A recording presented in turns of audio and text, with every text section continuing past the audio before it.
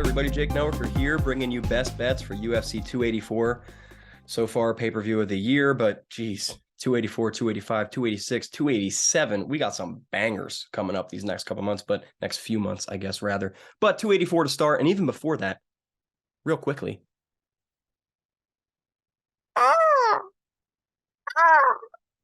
That's right. All you that talked your smack all year, you little Cowboys fans, you little Dolphins fans, you little whoever you are, enjoy the Super Bowl from the couch watching my team win again. That's all. Enough said. Go Birds. Anyways, UFC 284 coming at you live. You know how I do. Start at the bottom of the prelim ladder, work our way up to that main event at the top. So I got 1, 2, 3, 4 bets for you, 3 singles and a parlay. I'm liking some underdogs. All my singles are dogs. So without further ado, UFC 284, February 11th, Perth, Australia. Let's do it. Almost the curtain jerker. Second fight of the night is going to be our first bet. Blake Bilder versus Shane Young. Blake Bilder, UFC debut, plus 115 underdog against Shane Young, minus 140. The disrespect to my boy Blake Bilder. My CFFC Cage Fury champion, Blake Bilder. Dana White Contender Series alum, looking to make his debut a success in Perth, Australia. All over Blake, man. 5-fight win streak, coming off of a draw, not a loss. 5 fights off a draw. He's undefeated throughout his entire career, both pro and AMI. Crazy wrestling, great ground and pound. Also, his striking is so crisp and mature. That's the word I'm going to use for it, mature. He's not like a UFC debut guy throwing kind of like reckless hands, sloppy striking, still has some stuff to learn. His striking reminds me a lot of Volkanovski, that is. Closes distance, real low wrestler kind of stance, but he throws power bombs, and he can close distance real quick. So I like Blake Bilder in this matchup. Shane Young, 2-fight losing streak. He's got good striking, but it's kind of with a vulnerable chin, right? Shane Young goes up against guys he outstrikes because he's better at striking than them. I don't think he's better at striking than Blake Bilder, and he certainly lacks the wrestling to keep up with Bilder on the canvas. So I could be wrong, but I think anywhere you slice it, Blake Bilder takes this fight. And at plus 115, hell, at plus 100, minus 115, I don't care. I'm taking Blake Bilder over Shane Young, so you should too. Next bet. This is another underdog that I'm not quite understanding the odds. I kind of get the Blake Bilder odds, right? It's his UFC debut and all. Put him as a slight underdog. But why the hell is Melsik Bagdasaryan an underdog over Josh Kulabo? Minus 105 for Melsik, minus 115 for Kulabo. Essentially a pick'em. But I would think Machine Gun Melsik comes out on top of that as the favorite, and he just doesn't. Melsik's 2-0 in the UFC. The thing about Melsik is his striking is absolutely tremendous. I was lucky enough to watch him live his last fight at Madison Square Garden. Super crisp striking. He's a counter striker, which kind of is going to be an issue for Kulabo, which I'll get into in a minute. But the precision behind his strikes, it's like Conor McGregor. Like, okay, he has the power too, but he'll point strike with you for 25 minutes and absolutely devastate you on the scorecards, outstrike you by 3 times, and make it look easy.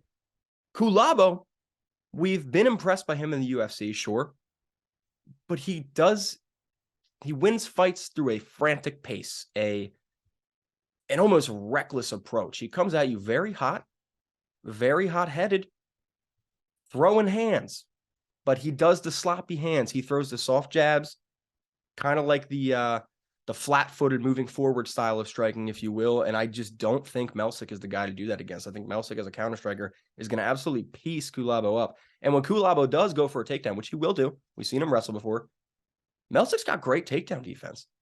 I don't think Kulabo is going to be able to take him to the mat. I don't think Kulabo is going to be able to stand with him on the feet.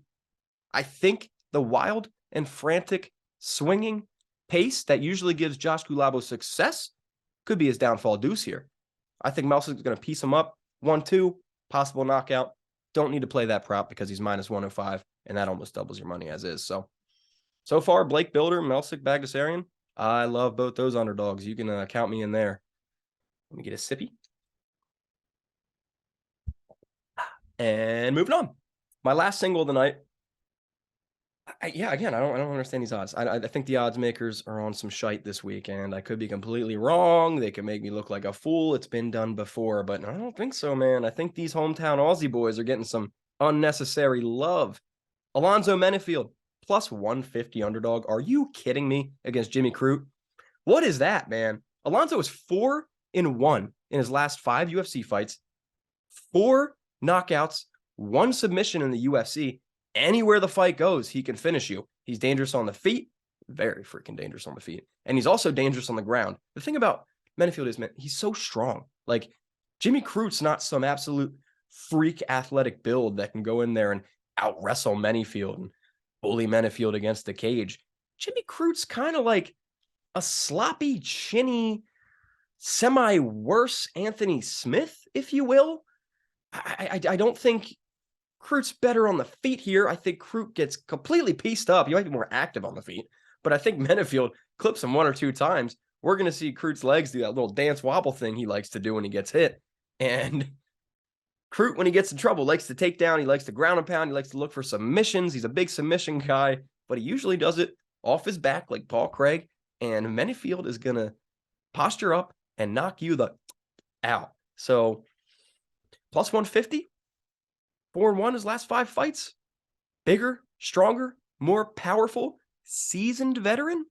Please, Jimmy Crute, sorry, bud, you're getting knocked the hell out in your hometown. That's it for my singles. That's 1, 2, 3 underdogs. Melsick, Blakey, and Alonzo. I like them all, and it's really because the Melsick and Menifield one, I don't really get those odds. You know me, I like to expose the odds. If you read my articles, that's a common phrase of mine. Let's expose these odds. Let's make Vegas pay. So that's what we're doing. Shout out Quint, Orthodox, 1993. Value boy. Okay, last bet, main event. Before we get there, real quick, Josh Emmett, Yair Rodriguez. Oh boy, that's a tough fight to call. If you got opinions on that, comment, DM me something. I would love to talk about that fight because I don't know how it wins. Emmett might win a split decision that he shouldn't. Yeah, you're right. Might knock him the hell out with 1 second left. Great co-main event. Anyways, Jack Della Maddalena minus 350. You parlay him with Islam Makhachev minus 400. That parlay comes out to a minus 165. I call this parlay the stop doubting these boys parlay. I'm talking to myself. It's not that I really doubt Jack Della Maddalena. It's not that I really doubt Islam Makhachev. It's just that I've doubted them before. And let me explain. Jack Della Maddalena is a prospect that comes off Contender Series, crazy knockout against a bum in his UFC debut. And then he gets lined up against Ameev, right? And as a bettor, I'm like, ooh, man, Ameev's a seasoned wrestler. He's no joke. He's not a good fight for Maddalena coming off of a cupcake like that. Maddalena knocks him out, smokes him, made Ameev look like he didn't even belong in the UFC. Next fight, Danny Roberts. Not even as good as Ameev, but I was like, seasoned, distance control, pretty good fighter. I think he's going to bring some stuff to the table that Maddalena hasn't seen yet. Wrong. Got knocked the hell out round 1 again. So Maddalena, 3 UFC fights, 4 if you count Contender Series. All 4 of those were knockouts. I haven't really seen a flaw in those fights. Haven't been able to take him down. Haven't been able to keep him down. Can't keep him against the cage. You can't strike with him. He's just going to knock you out. His nose has been broken for 10 years. So what are you going to do to the guy except lose to him? I like Randy Brown. Big fan. Comes to train in Philly with my boys. But like I said, I'm just not going to doubt Maddalena again. Coming off of a tough fight where he struggled against Trinaldo at times. MMA math, I think he's donezo against JDM. The other side of that parlay, Islam. I was very vocal against Islam and Oliveira. I was all over Oliveira. I was like, what avenues does Islam have to win that fight? How does he do that? Oliveira's better on the feet, on the ground, best submission specialist in the UFC and MMA. How does Islam compete?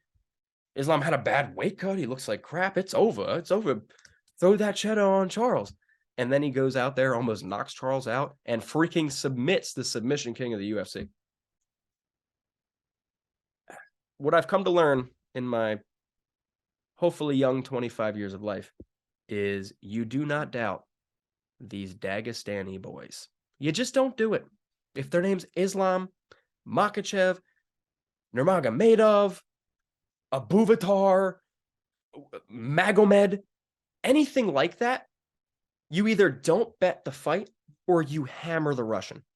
It's a deflating feeling, a demoralizing feeling being an American wrestler to say those dudes just own us, but those dudes just own us. So Islam's going to unfortunately own Volk. And that's a bold take because Volkanovski is right now your GOAT of the sport, your current GOAT. John Jones, when he fights, if he wins, sure, back to GOAT status. But currently, Volkanovski, #1 pound for pound. He's the GOATy. We had him on Tapped Out last week. That's available on that page if you want to go watch that interview. Brendan Tobin, Sean Levine chopped it up with him. But Volkanovski can win this fight on the feet. He's a better striker than Islam. That question was up in the air with Oliveira, and we clearly saw Islam's a better striker than we gave him credit for. But Volkanovski, undoubtedly, you cannot deny, even it doesn't matter how the fight goes. He's a better striker than Islam. I still think he's going to get smothered. I don't think it's going to matter. I think these Dagestans think Islam. I think he's too good. Khabib's done coaching. My ass. Khabib's in a secret cave, giving him secret powers and secret lessons in the shadows. I don't know. I don't know, fellas. I don't know. Not a fan of him necessarily. Beating Connor like that, talking all that smack. I got the proper 12. That side, I don't know, mirror mode. Proper 12's back there. Connor Funko Pop's back there. But, you beat my boy Connor. You talk all that smack. Islam, you come in, you beat my boy Oliveira. I mean, it's just, these guys, I'm not necessarily a fan. I respect the hell out of them. They're amazing. They're legends of the sport. They're good for the sport. But I'm rooting for Volk. But, you don't bet with the heart. You don't bet with what you want. You bet with your brain. And boy, oh boy, my brain says that -165 parlay is cashing. I really like all my bets. I hope you guys like them too. And most importantly, I hope they hit so me and you can win some money. One more thing before we get out of here. I just want to reiterate something I mentioned earlier. Go Birds. Thanks for watching, everybody. Much love. Tapped Out Saturday, 7 to 9 p.m. BetQL Network, Odyssey Sports app, all that jazz. I'll tweet out all that goodness. But enjoy your week. Enjoy the Super Bowl. Enjoy the fights. Let's make some money.